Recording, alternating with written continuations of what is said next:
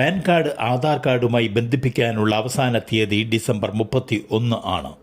ഈ സമയപരിധിക്കുള്ളിൽ link ചെയ്യാത്തവരുടെ pan കാർഡുകൾ 2026 ജനുവരി 1 മുതൽ പ്രവർത്തനരഹിതമാകും.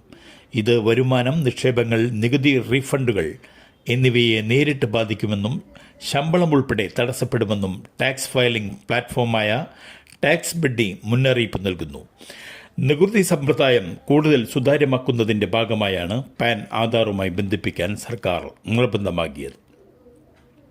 2025 ജൂലൈ 1 ശേഷം പുതിയ പാൻ കാർഡിന് അപേക്ഷിക്കുന്നവർക്ക് അപേക്ഷാ പ്രക്രിയയിൽ തന്നെ ഈ ലിങ്കിന് ഓട്ടോമാറ്റിക്കായി പൂർത്തിയായിരിക്കും. നിശ്ചിത സമയപരിധിക്കുള്ളിൽ പാൻ ആധാർ ബന്ധിപ്പിക്കാൻ സാധിക്കാതെ വന്നാൽ ജനുവരി 1 മുതൽ ചില പ്രതിസന്ധികൾ നേരിടേണ്ടി വരും. ഗോവയിലെ അന്താരാഷ്ട്ര ചലച്ചിത്രമേളയുടെ ഭാഗമായുള്ള ഒരു പരിപാടിയിൽ വന്ദേമാതരം ആലപിച്ചുകൊണ്ട് ഒരു ദക്ഷിണ കൊറിയൻ മന്ത്രി ശ്രദ്ധ പിടിച്ചുപറ്റി. വേവ്സ് ഫിലിം ബസാറിൻ്റെ ഉദ്ഘാടന ചടങ്ങിൽ മുഖ്യ അതിഥിയായിരുന്ന കൊറിയൻ നാഷണൽ അസംബ്ലി അംഗം ജെയ്ലോൺ കിം വന്ദേമാതരം ആലപിച്ചു. ശബരിമല സ്വർണ്ണക്കൊള്ളക്കേസിൽ ദേവസ്വം ബോർഡ് മുൻ പ്രസിഡന്റ് എ പത്മകുമാർ അറസ്റ്റിൽ. തിരുവനന്തപുരത്ത് ക്രൈംബ്രാഞ്ച് ആസ്ഥാനത്ത് വെച്ച് ചോദ്യം ചെയ്യലിന് ഒടുവിലാണ് അറസ്റ്റ്. ADGP എച്ച് വെങ്കടേഷിൻ്റെ നേതൃത്വത്തിലാണ് പത്മകുമാറിനെ ചോദ്യം ചെയ്തത്. കേസിലെ മറ്റൊരു പ്രതിയായ മുൻ ദേവസ്വം ബോർഡ് അധ്യക്ഷൻ N വാസുവിനെ കസ്റ്റഡിയിൽ വാങ്ങിയിട്ടുണ്ട്. ഇരുവരെയും ഒരുമിച്ചെത്തിയാണ് ചോദ്യം ചെയ്യൽ. തദ്ദേശ തെരഞ്ഞെടുപ്പിലേക്ക് വീണ്ടും എത്തുകയാണ് മുൻ കോൺഗ്രസ് MLA അനിൽ അക്കര. അടാട്ട് പഞ്ചായത്തിലെ 15-ാം വാർഡിൽ നിന്നാണ് ജനവിധി തേടുക. സ്ഥാനാർത്ഥി നിർണയത്തിനായുള്ള മണ്ഡലം കോർ കമ്മിറ്റി യോഗം പുരോഗമിക്കുകയാണ്. 2000 മുതൽ 2010 വരെ അടാട്ട് ഗ്രാമപഞ്ചായത്ത് അംഗമായിരുന്നു. 2000 മുതൽ 2003 വരെ പഞ്ചായത്ത് വൈസ് പ്രസിഡന്റും 2003 മുതൽ 2010 വരെ പഞ്ചായത്ത് പ്രസിഡന്റുമായി. ഈ കാലയളവിലാണ് ദേശീയ സംസ്ഥാന പുരസ്കാരങ്ങൾ പഞ്ചായത്തിന് ലഭിച്ചിരുന്നു. 2010 ജില്ലാ പഞ്ചായത്ത് അംഗമായി, 2.5 വർഷം വികസന സ്റ്റാൻഡിംഗ് കമ്മിറ്റി അധ്യക്ഷനായി, 1 മാസം ജില്ലാ പഞ്ചായത്ത് ആക്ടിംഗ് പ്രസിഡന്റായി.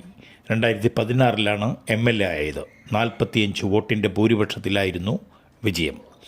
2021 പക്ഷേ പരാജയം ഏറ്റുവാങ്ങി.